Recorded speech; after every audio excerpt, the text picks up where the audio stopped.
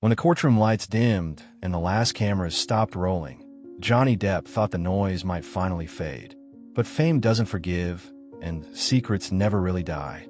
Not when your ex-wife's shadow still dances through every tabloid headline, whispering versions of you that never quite match the man you see in the mirror.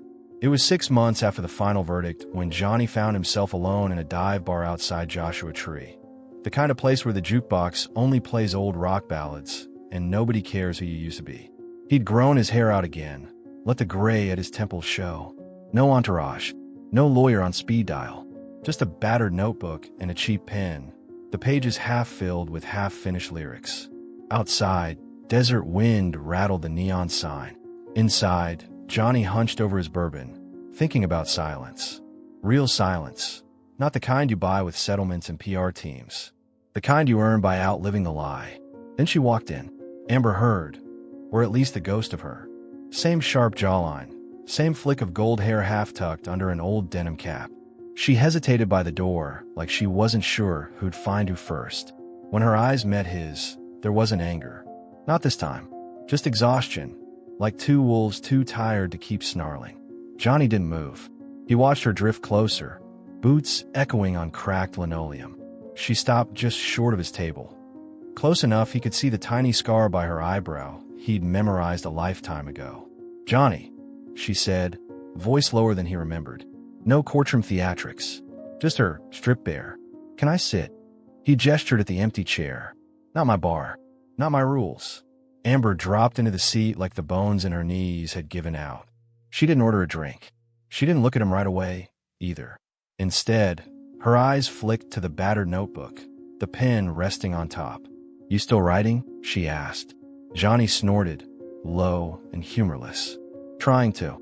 She nodded, like that made sense in a world where nothing else between them did. Outside, a coyote howled in the distance. Inside, two people who once tore each other apart sat close enough to touch. And for the first time in years, neither of them knew exactly what to say. The bartender drifted past them once, twice, an old guy with a gut and an eyebrow ring, clearly clocking the tension but smart enough not to ask. Amber kept her hands folded in her lap, like she didn't trust them to stay steady on the table. Johnny rolled his glass between his palms, eyes fixed on the thin swirl of bourbon left inside. He could smell her perfume, something softer than he remembered, less Hollywood, more real. It made him want to light up a cigarette just to cut through it. "So," he said finally, voice rough, words dragging like boots through desert sand. "What brings you out here, Amber? Lost your way to another lawyer's office?" She flinched, just a fraction, but she didn't bite back. Instead, her eyes flicked up, catching his. There was something there he hadn't seen on any witness stand, a rawness too sharp to fake. "I'm not here to fight you, Johnny," she said, "or film you, or whatever you think." He raised an eyebrow, but didn't speak. He wanted her to keep talking. That was the trick with Amber. Let her fill the silence.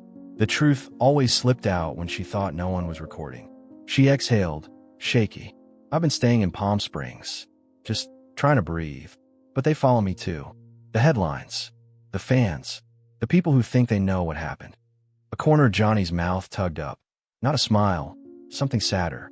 "You wanted a stage, darling. The curtain never really comes down."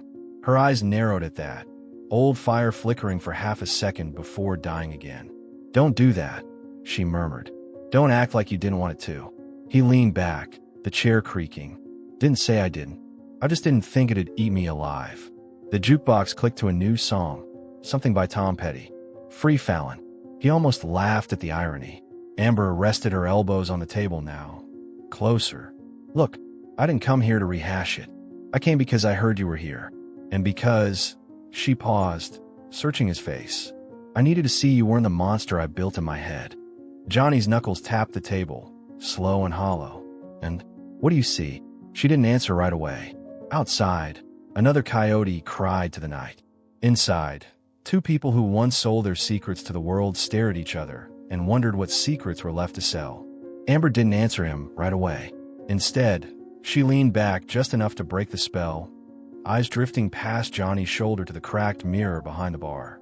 In it, they looked like strangers, two ghosts flickering under neon, trapped in a frame too small to hold the weight of what they'd done to each other. Johnny waited. He'd learned patience the hard way. Courtrooms teach you how to hold your tongue, how to watch a person break apart in slow motion. Finally, she dragged her gaze back to him. "I see you're tired," she said, voice so soft he almost missed it. "You look older."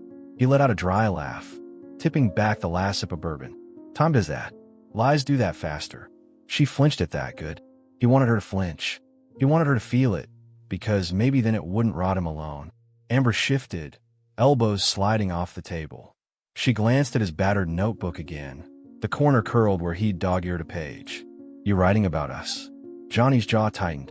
"No, I'm writing about a man who thought the world was big enough to disappear in. Turns out it's not."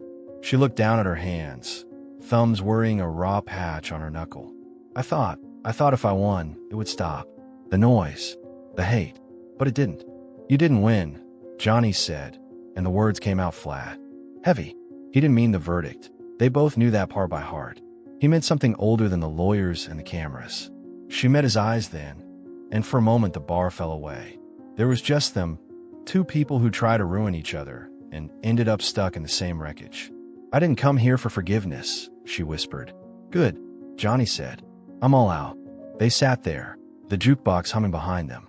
Tom Petty faded into Fleetwood Mac, "Go Your Own Way." A bartender dropped a rag, cursed under his breath. The world moved on, uncaring. But then Amber leaned in, her voice so low he almost missed it under the music. "Johnny, there's something I didn't tell them." In court. He didn't breathe, didn't blink. "What?" She hesitated, eyes flicking to the shadows behind him. Her fingers drummed the table. "A habit. A tell. I think," she swallowed. "I think you should know. Because if it gets out, it won't just ruin me." Johnny's pulse hammered in his ears, but his face stayed stone still. "Say it." But Amber just sat there, chewing the inside of her cheek, trapped between confession and survival. And for the first time that night, Johnny realized maybe the trial hadn't ended at all. Amber's eyes darted to the bartender, then to the old neon sign flickering by the window. She lowered her voice until Johnny had to lean in, just to catch every brittle word. "You remember the trip to Australia?" she asked. Her fingers tapped the table again, rapid, restless, like they could drum the memory away. Johnny's jaw twitched. How could he forget? The press had feasted on it for years. The dogs, the fights, the stories that twisted facts until even he wondered what was true anymore. "What about it?" he asked, steady, though his gut tightened. Amber's lips parted. She looked like she might choke on whatever she was about to say. "That night, the one they kept asking me about. The wine glass, the blood, She broke off, shaking her head. "I lied about part of it." Johnny didn't flinch. He'd half expected it. Lies were as much a part of their story as love used to be. But still, hearing it here in a nowhere bar, without a lawyer in sight, it tasted different. "What did you lie about?" he asked. Amber's nails clicked against her wedding ring. "No," her thumb. "No ring now. No claim. Just ghosts. I wasn't alone that night. There was someone else in the house. I told everyone it was just you and me, but there was someone else. They saw it. They could have said something." Johnny felt the floor tilt under him, like the desert had decided to shift. "Ooh." Amber shook her head, eyes pleading. "I can't. If they come forward now, it'll blow up worse than the trial. They'll drag me back in. And you." He leaned in closer, his voice a rasp. "Why come here then? Why tell me this now?" Her eyes flicked away, ashamed. "Because they called me. They want money to stay quiet. They know the story's not dead. They said they'd sell it if I don't pay." Johnny laughed, a dry, exhausted sound that earned a glance from the bartender. "Blackmail. Perfect." She bristled. "I didn't plan it." "No." Johnny cut in, voice cool as the ice in his empty glass. "But you did plan everything else." Her shoulders curled in, defensive but cornered. "I just thought you should know before they show up on some late-night special. Or a tabloid." Johnny sat back, folding his arms. The whole place felt smaller now, like the walls were leaning in to hear what neither of them could unsay. "Does her lawyer know?" he asked. She shook her head, quick and hard. "No one does. Just me. And now you." Johnny closed his eyes for a breath, a heartbeat, then opened them again, sharp and tired. "Amber, you picked the wrong man to trap twice." Outside, The neon buzzed, washing her face in sickly blue light. She didn't argue, because they both knew she already had. Johnny stared at Amber like he was seeing her for the very first time. Not the tabloid villain or the courtroom actress, but a cornered woman still clinging to the last scrap of control she thought she had. She couldn't hold his gaze for long. Her eyes darted to the jukebox, the bartender, the exit, anywhere but at him. Johnny tapped a knuckle on the table, slow and steady, a rhythm that reminded him he was still here, still real. "You know what happens if I tell anyone?" he asked, voice low enough that only she could hear. Amber didn't answer. She didn't have to. They both knew the answer. The media would tear her apart again. The lawyers would line up like wolves. The internet would light her name on fire all over again. Only this time, she wouldn't have the same armor. But Johnny wasn't thinking about Amber.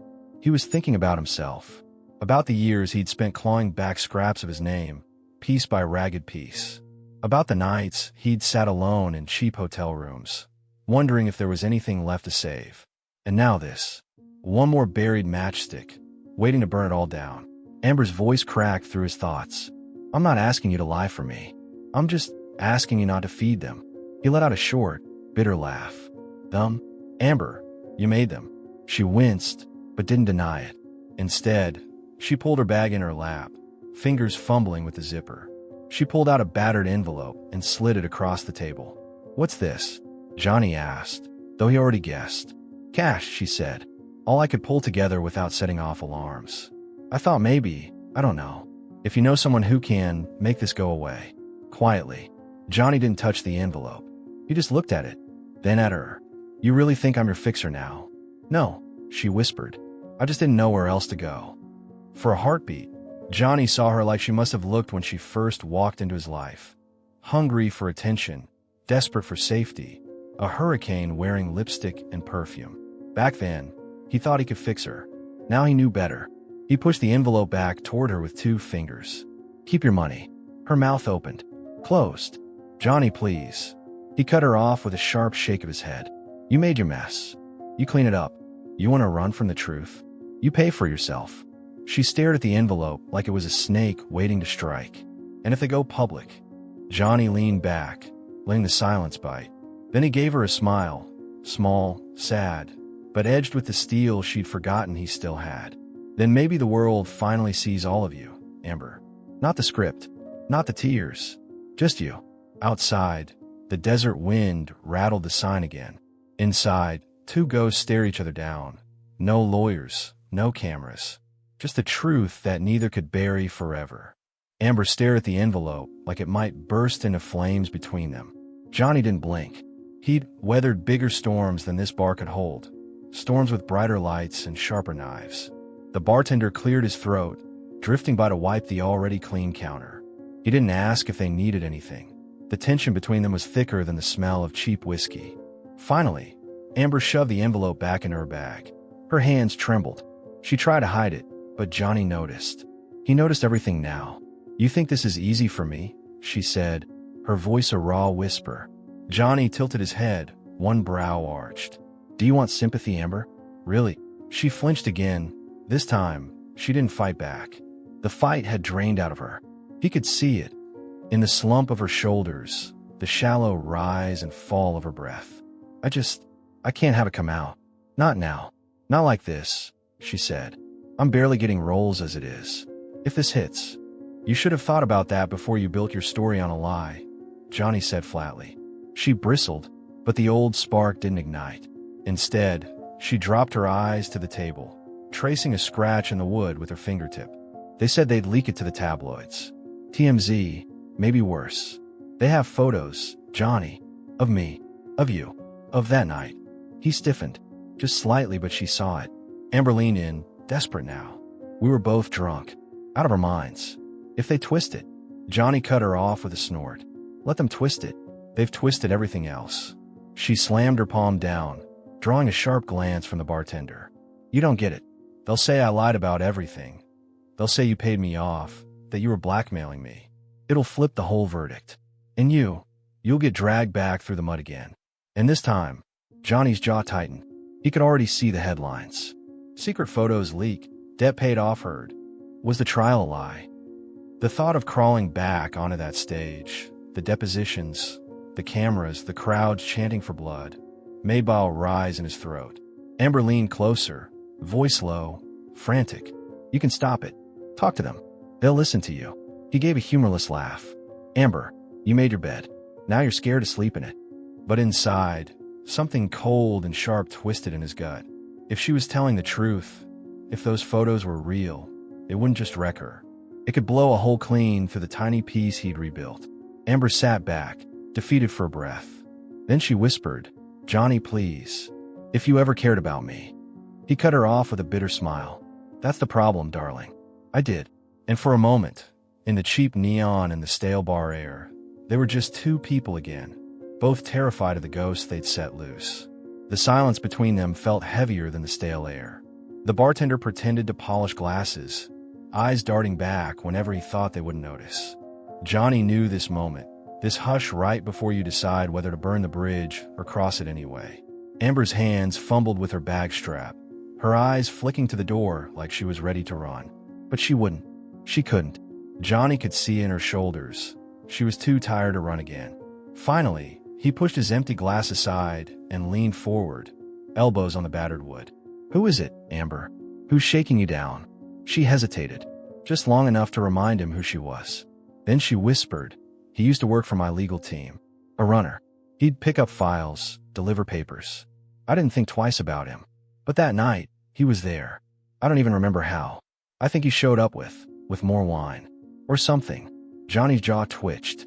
Always more wine. He'd tried to drown his demons in it too many times to pretend otherwise. "What's his name?" he asked. She looked at him, searching for a reason not to say it. Then she sighed, defeated. "Eric Wilkins. He's got an address in LA. He called me from a blocked number. Said he'd drop everything if I wired 50 grand. Johnny laughed, low and cold. 50? He's an amateur. Amber flinched at his tone. He's desperate. He knows I don't have that kind of money anymore. Johnny sat back. He could already see the headlines if this Eric sold his story. It wouldn't matter if it was true or twisted into something uglier. People would believe what they wanted, same as always. "You want me to handle him?" Johnny asked, voice flat. He wasn't sure if he was serious yet. Amber met his eyes. For a moment, she looked like the girl he'd once thought he could rescue. "No," she whispered. I wanted you to know before it hit. I thought maybe you'd know what to do." He snorted. "You never wanted solutions, Amber. Just saviors." She didn't argue. She didn't have the energy. Johnny rubbed his temple, the weight of old battles pressing against his skull. He could walk away, let her drown in the mess she made. But if this Eric dragged him back under too, he'd lose the scraps of freedom he'd fought for. Finally, he spoke. "Give me the number. I'll deal with it." Amber's eyes widened. Relief, fear, maybe a tiny spark of hope. "Johnny," he cut her off. "Don't thank me. This isn't for you." Outside, the neon flickered again. The desert wind rattled the windows. And inside, Johnny Depp, the man the world thought they knew, decided he'd clean up one more mess. Not for Amber. For himself. Johnny left the bar before Amber could say another word. The old door creaked behind him, swallowing the stale air and the broken jukebox songs. Out in the parking lot, the desert wind cut sharp against his face, carrying the smell of dust and gasoline. He pulled out his phone, thumb hovering over the screen. He could have called his lawyer, or his agent, or someone from his old circle, the one still loyal enough to take a midnight call. But instead, he dialed the block number Amber had scribbled on a napkin before he left. It rang twice. 3 times. Johnny pictured a cheap apartment in East LA, some washed-up errand boy counting his hush money before blowing it all on cheap thrills. On the 4th ring, someone picked up, heavy breathing, like the caller hadn't expected anyone to bite back this quick. "Eric," Johnny said, voice calm. Too calm. A pause. Then a voice, young, cocky, ragged at the edges. "Who's this?" "Doesn't matter," Johnny said. "What matters is you're playing a game you don't understand." A short laugh crackled down the line. "Oh, I think I understand just fine. She paid me to be quiet once. Now she can pay me again." Johnny's teeth clenched. "She didn't pay you to lie. She paid you to disappear." Another laugh, sharper now, meaner. "Doesn't matter. People don't care about the truth, old man. They care about a good headline. And I got a good one. Unless..." Johnny cut him off. Unless what? Unless you make it worth my while. You've got deeper pockets than her. I know you do. Johnny closed his eyes, pinching the bridge of his nose. He'd spent half his life paying men like Eric to keep his world spinning. Bodyguards, fixers, lawyers who never looked him in the eye. And here he was again, stuck buying silence. How much? Johnny asked, the words tasting like rust on his tongue. Eric didn't hesitate. 100. By tomorrow. Or TMZ gets the whole show. Johnny let out a low, humorless chuckle. You're ambitious, kid. Eric's voice dropped to a hiss. Don't test me, Depp. I know who you are. And I know you don't want this out. Johnny's jaw tightened. The desert wind whipped sand against his boots. Somewhere in the distance, a neon sign buzzed and sputtered. Meet me tomorrow, Johnny said. Midnight. Give me the photos, the videos, whatever you think you have. And maybe you walk away breathing. A beat of silence. Then Eric's sneer bled through the line. Sure, old man. Midnight. Griffith Park. Bring cash. The line went dead. Johnny lowered the phone, staring at the cracked screen, reflecting his own tired eyes. He knew this dance. Threats, hush money, betrayal. But this time, something felt different. This time, maybe he wouldn't pay. This time, maybe he let the match burn everything down. The desert night pressed in as Johnny climbed into his old Jeep, the same battered beast he'd driven back when he still believed privacy could be outrun. The cracked leather seats groaned under him as he tossed his phone onto the passenger side and lit a cigarette he shouldn't be smoking. He drew the smoke deep, let it fill the cracks in his chest that no courtroom victory had ever patched. In the reflection of the rearview mirror, he didn't see a Hollywood icon, just a man pushing 60, with too many ghosts in the back seat. Griffith Park at midnight. He knew the spot. He'd hidden there himself once, back in the 90s, ducking paparazzi after late-night mistakes. He wondered if Eric knew the stories, or if he just picked the park for the shadows. Johnny drummed his fingers on the steering wheel. He could bring cash, easy, or he could bring something else. Something no one expected from a man everyone thought they'd figured out.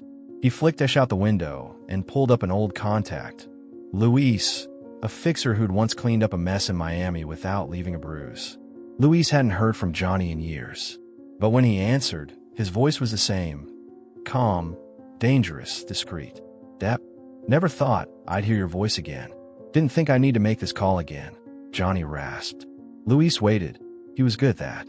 No wasted words. I got a problem, Johnny said. Blackmail. Kid thinks he's bigger than the truth. Luis gave a short, dry laugh. Aren't they all? Johnny explained just enough. The envelope, the photos, the lies wrapped in half-truths. He didn't mention Amber's name. Didn't have to. Luis understood the type of ghost Johnny carried. You want him scared or gone? Luis asked, casual as ordering coffee. Johnny let the smoke curl from his lips, eyes on the dark road ahead. Neither. I want him honest. One way or another. Luis hummed. So you want leverage? Not blood. Not yet. Johnny paused. Meet me at Griffith Park. Midnight. Bring ears, not fists. Luis promised he'd be there. No questions asked. That's why Johnny still trusted him. No one else in his orbit knew how to keep a secret buried in daylight. He hung up and killed the cigarette, flicking the stub into the desert sand. The wind carried it away like it never existed. Just another lie burned down to ash. In the distance, city lights blurred against the mountains. Johnny sat there a moment longer, alone with the hum of the engine and the ghosts in his head. If Eric thought Johnny Depp was just a paycheck with a soft spot for threats, he was about to find out what it felt like when the old pirate played his last card face up. Midnight came wrapped in cold mist, and the low hum of the city sleeping just out of reach. Griffith Park sprawled wide and dark under the moon, the trails empty except for coyotes and old regrets. Johnny parked near a crooked bench halfway up a dirt path, a spot where the tree swallowed streetlight but still gave a man enough space to see trouble coming. He leaned against the hood of the Jeep, coat collar turned up, cigarette burning low between his fingers. Luis arrived first, silent as a ghost in a plain black sedan. He stepped out without a word, gave Johnny a nod, and slipped into the shadows. Luis didn't need instructions. He knew his job was to listen, to watch, and if need be, to make someone very uncomfortable without leaving a mark. Johnny checked his watch. 12:06 a.m. Eric was late. A kid mistake. Or maybe the cocky runt thought he could set the rules. Johnny smirked to himself. He'd met rock stars, gangsters, billionaires, and they all thought they were untouchable until the ground gave way. A crunch of gravel. Cheap sneakers. A silhouette lurked at the edge of the trees. Eric stepped into the patchy moonlight. Younger than Johnny expected. Maybe 30, shaggy hair, ratty hoodie. He looked like someone who'd sell a rumor for gas money and a night in Vegas. Eric eyed Johnny like he was a mark at a poker table. You bring it. Johnny flicked ash onto the dirt. You got something for me first. Eric barked a laugh, too loud for the hush around them. That's not how this works, old man. You hand me the money, I hand you the flash drive. You get to go back to your castle. I get to disappear. Johnny's smile didn't reach his eyes. That's cute. You rehearsed that. Eric bristled. You don't scare me. You think you can bury this? One call, and TMZ will. Will what? Johnny cut in, stepping forward so fast Eric actually stepped back. Run a story about you breaking into a private house. About you filming things you weren't paid to see? How do you think they'll spin it when I hand them a nice little file about your rap sheet? Eric? Wanna bet they won't care about your version once I'm done with you. Eric's mouth worked, but no sound came out. Louise stepped from the dark behind him, silent as the grave. Hands tucked in his pockets like he was out for a stroll. Eric glanced back, his bravado leaking out through his shoes. Who's this? He croaked. Johnny shrugged. A friend. He's very good at finding answers. And problems. Louise tilted his head, studying Eric like a stray mutt. You got the drive? He asked, voice soft but with an edge that made Eric flinch. Eric fumbled in his pocket, pulling out a cheap USB stick. He held it out like it might bite him. It's all here.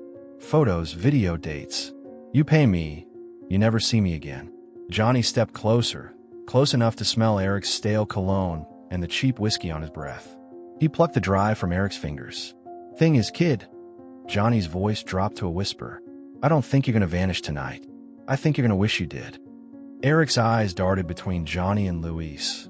And for the first time, the reality of the night sank in. This wasn't a payday. This was a line he'd crossed with the wrong man. Eric's breathing turned shallow, his hoodie collar twitching as he tried to square his shoulders like a man twice as dangerous as he was. But Johnny saw right through him. The half-drunk courage, the second-hand swagger that melted fast when someone didn't flinch. Louise didn't move closer. He didn't have to.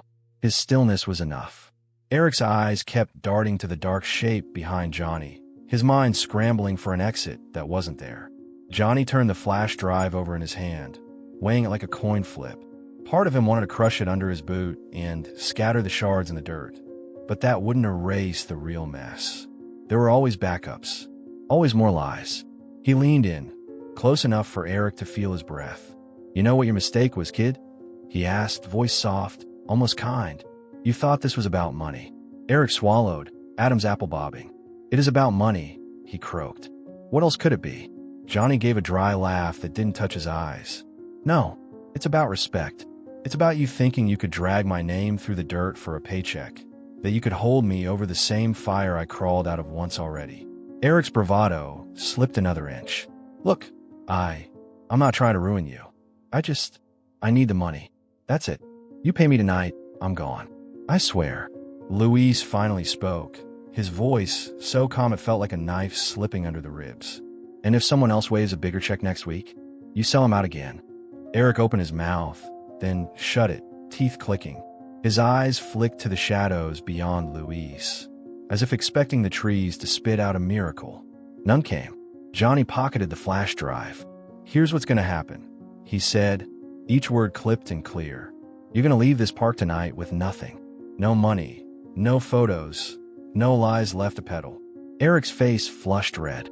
You can't. Louise stepped forward just enough to make Eric flinch. He can, Louise murmured. You think you're the first rat with camera? You're not even close. Eric's jaw trembled. Then I'll go to the cops. I'll say you threatened me. Johnny chuckled, a deep, dark sound that made Eric freeze. Go ahead. Walk into any station in LA. Tell them Johnny Depp threatened to stop you from blackmailing him. See how quick they throw you back on the street. If you're lucky. Eric's shoulders sagged. The fight drained out of him in one long exhale. So what do I do? Johnny stepped back, giving him space he hadn't earned. You disappear. Tonight. You never use my name again. You never sell another word about her, or me, or what you think you know. Or next time. Luis leaned in, voice soft as a prayer. Next time, I won't just be listening. Eric's eyes darted between them.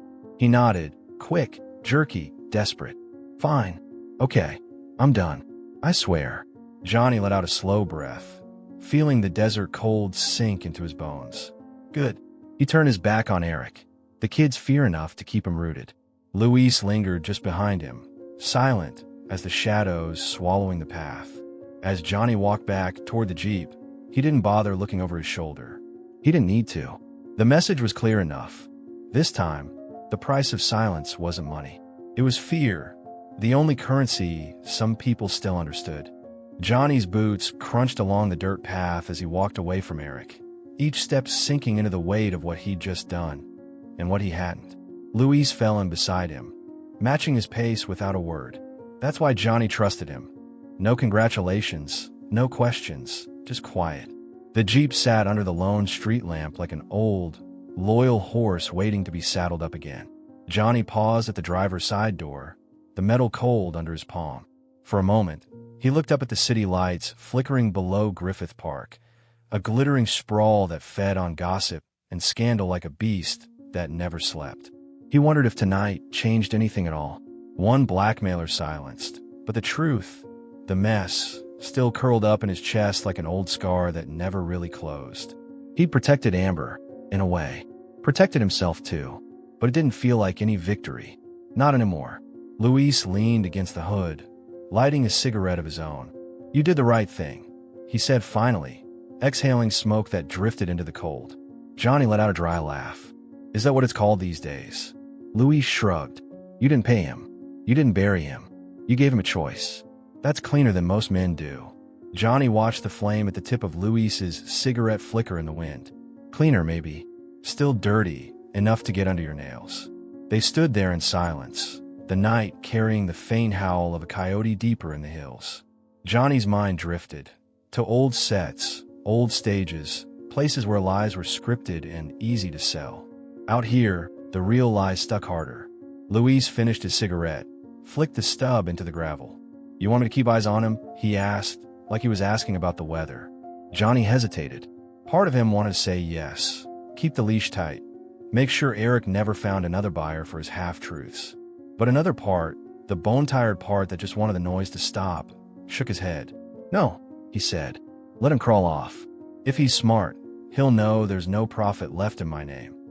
Luis gave him that quiet nod again, the kind that said they were done, at least for tonight. Johnny opened the Jeep door, the hinges squealing like they always did. Before he climbed in, he glanced back at the empty path where Eric had stood. A ghost now, just like so many others he'd left behind. As the engine turned over and headlights cut through the dark, Johnny felt that old ache in his chest. The one that whispered maybe it would have been easier to let it all burn. But then he pictured the headlines, the twisted stories, the way strangers would pick over his life like vultures.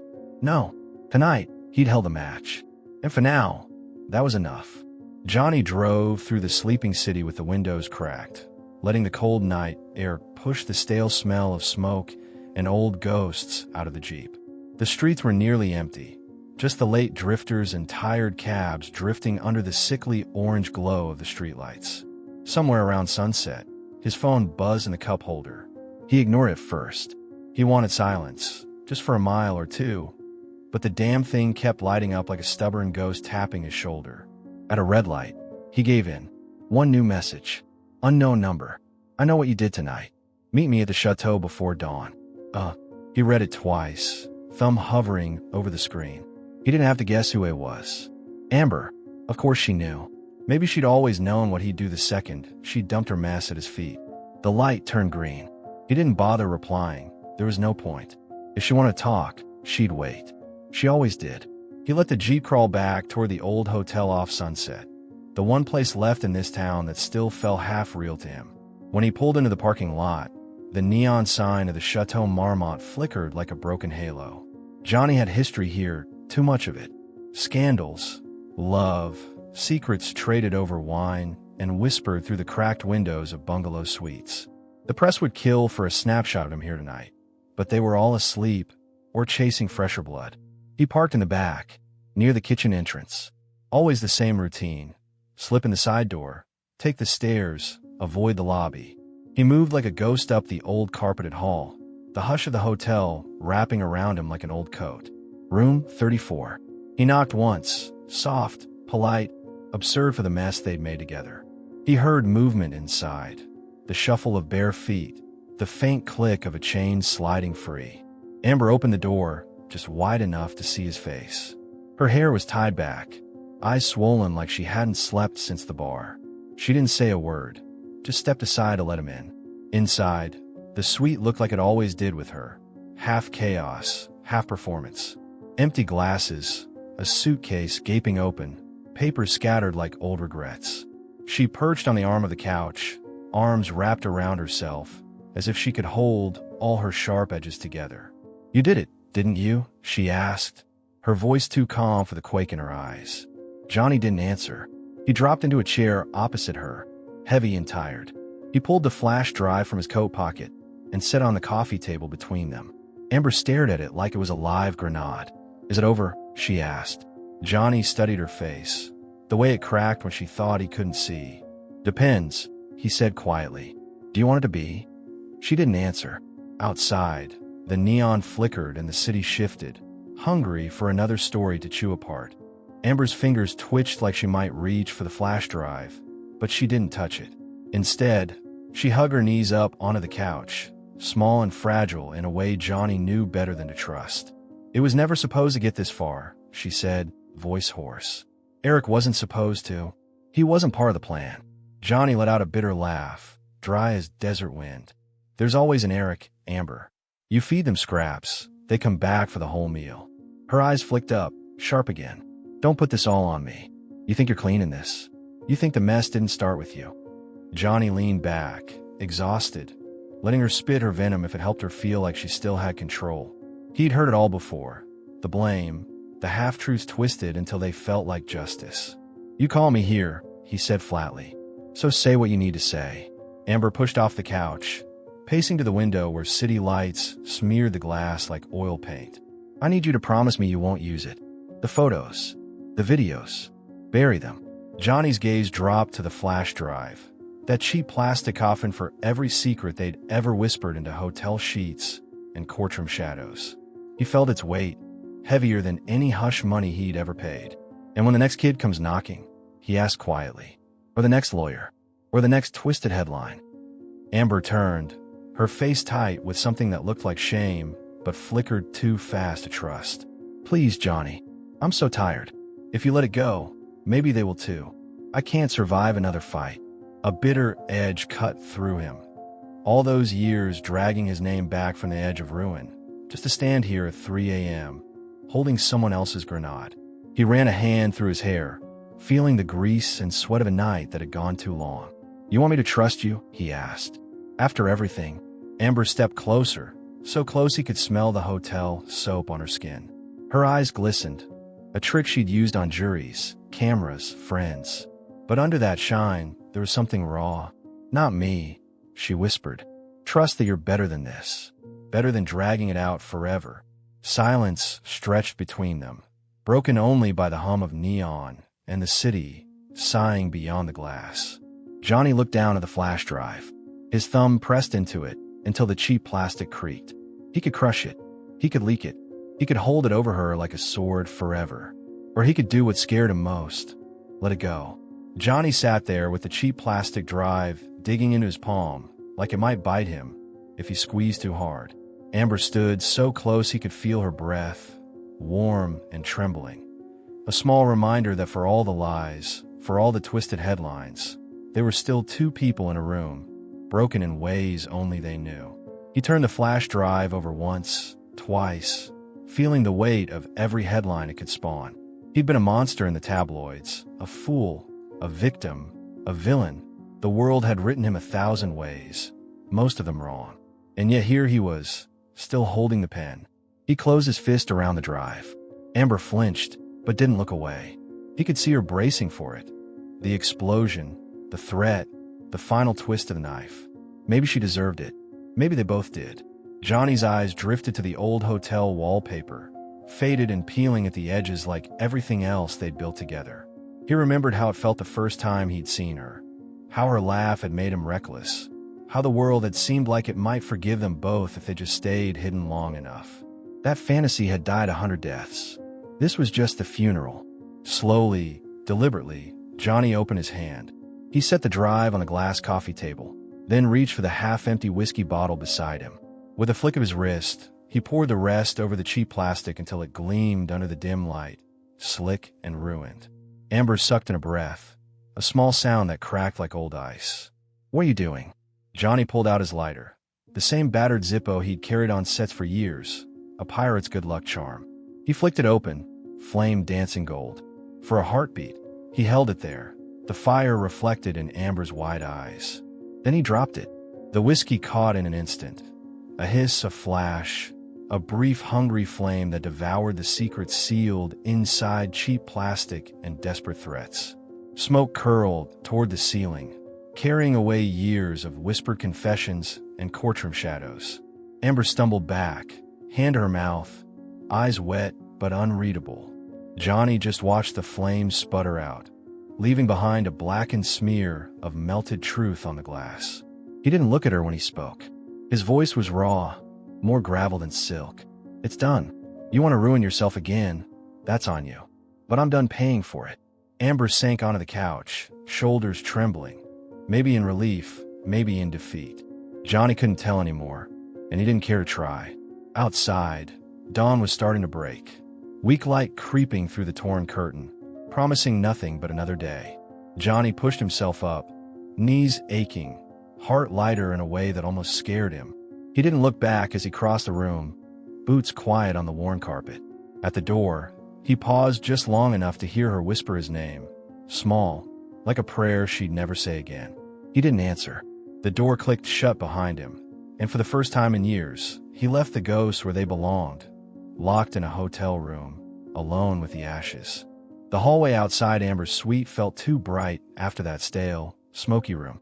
Johnny lingered for a second, letting the door's quiet click echo behind him like a final punctuation mark on a story he'd spent too long rewriting. The carpet smelled of old dust and forgotten secrets, fitting for a place like the Chateau Marmot, a hotel that had seen more stories ruined than written, more stars fade than rise. Johnny knew this hallway better than most, knew every creak in the floor, every stain the staff pretended not to see. He made it to the elevator, thumb hovering over the down button. For a moment he almost laughed, the absurdity of it all. The same man they called reckless, washed up, drunk, and doomed, walking away clean while the so-called truth smoldered on cheap hotel glass. But as the doors slid open with that familiar soft sigh, Johnny caught sight of his reflection in the brass trim, a little older than he felt inside, a little more tired. The man staring back looked like he'd fought too many battles and won too few. And yet he was still here, still choosing which ghost to feed. The elevator slid down to the lobby with a quiet hum. No paparazzi, no whispers in the corner. Just an old doorman who gave him a sleepy nod, too polite, or too loyal, to ask what trouble Johnny Depp might be crawling out of at dawn. Outside, the city was waking up under bruised pink clouds. Street cleaners rattled past the curbs, washing away last night's sins. Johnny stepped into the cold, felt it bite his skin, and wondered if maybe this was the cleanest he'd been in years. No headlines, no hush money, just ash and choices. His phone buzzed in his pocket. Not Amber, not Luis, not the ghosts. He pulled it out, a simple message from his lawyer. "It's handled, but you need to stay quiet. She's not done talking." Johnny scoffed under his breath. Of course she wasn't. The city didn't let its monsters rest, or its martyrs. Maybe the difference was only ever who got the better story.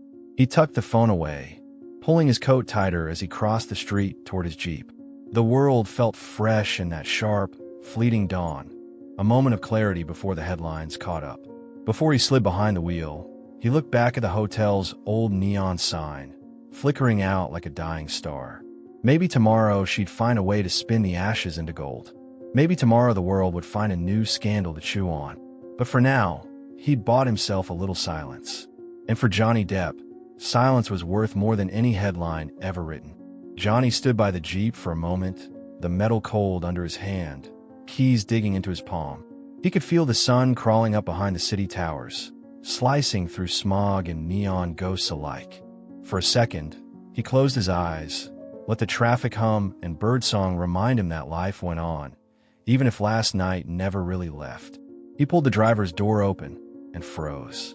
A figure leaned against the passenger side, half hidden in the soft blue dawn. Not paparazzi, too still. Not amber, too broad-shouldered. Johnny's pulse spiked, but he didn't reach for anything. He just narrowed his eyes until the shape resolved into a familiar silhouette. Luis. Luis looked tired, more than usual. His hoodie was zipped up tight against the morning chill, hands buried deep in the pockets. He nodded once, a silent greeting that said they were back in the same mess like old times. "I thought you went home," Johnny said, voice low, boots scuffing the asphalt as he circled to the driver's side. Luis shrugged. "Didn't sit right. Figured you'd want a tail tonight, just in case." Johnny studied him, the way Luis wouldn't quite meet his eyes. There was more. There was always more. "You see Eric?" Luis shook his head. "No sign, but someone else was sniffing around the lot earlier. Couldn't get a clear look. Might have been press, might have been worse." Johnny sighed, leaning his weight on the Jeep's battered door. "Always someone new ready to take the swing, huh?" Luis pulled something from his pocket, a folded piece of paper, smudged and soft from being thumbed too many times. He handed it over without a word. Johnny unfolded it, squinting at the neat block letters. "Your truth doesn't matter if no one believes it. Next time, bring cash." No signature, no contact, just a threat that felt like an echo from too many other nights in too many other hotel rooms. Johnny crumpled it, shoved it into his coat. "More ghosts," he muttered. Luis nodded toward the sunrise creeping over the rooftops. "What do you want to do? Talk to the cops? Make it bigger." Johnny cracked a tired smile, the kind that never touched his eyes. "No cops, no statements, no show. We keep it quiet. If they want a piece of me, they'll have to work harder than leaving ransom notes in the dark." Luis watched him a long second, then pushed off the Jeep. "All right, your call, but I'm not going far. I'll be around." Johnny slid behind the wheel, the leather seat creaking under him like an old friend groaning awake. He looked up at Luis through the windshield, a silent agreement that when the past came knocking again, they'd be ready. He fired up the engine, the rumble shaking the sleep from his bones. This city loved nothing more than second acts, and Johnny Depp had always been good at giving them a show. Johnny let the Jeep idle for a moment, the engine's steady growl grounding him while Luis stepped back into the shadows of the hotel side lot. Guardian, ghost, brother-in-arms, all rolled into one. He tapped the steering wheel with his fingertips, feeling that restless itch under his skin, the one that whispered, "Don't stop moving." He'd fed the fire last night, buried it in smoke and plastic ash, but the truth was never that easy to kill. In this town, the truth didn't die. It just changed hands.